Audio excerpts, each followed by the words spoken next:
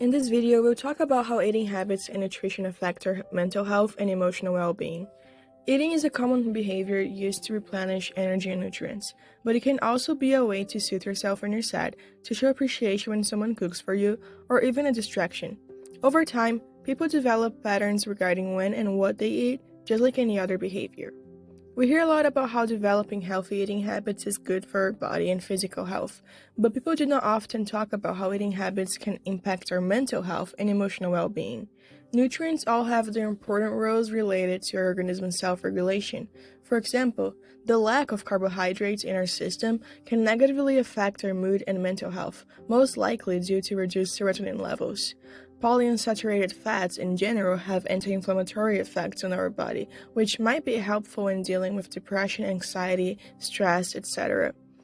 Omega-3 and 6 specifically are considered essential, having a fundamental role in neuroinflammation.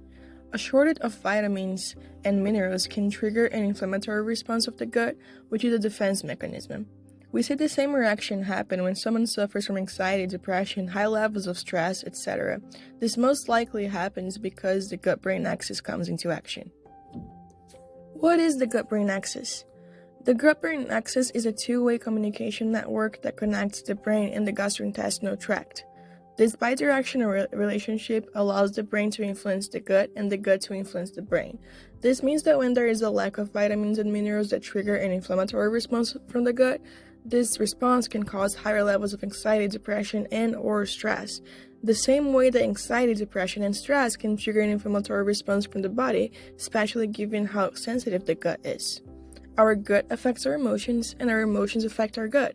With that in mind, it is believed that vitamin supplements are able to reverse depressive symptoms, or at least help manage them.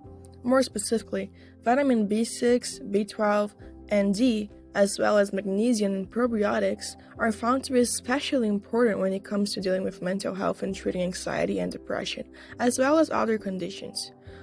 What we eat and the manner in which we do it seems to affect our emotions and well-being, just as our emotions and state of mind affect the foods we gravitate towards and our pattern of behavior. This has the potential to change our relationship with food. Food becomes more than a basic need or a way to replenish energy. Food becomes medicine, a self-regulation tool, and a source of joy.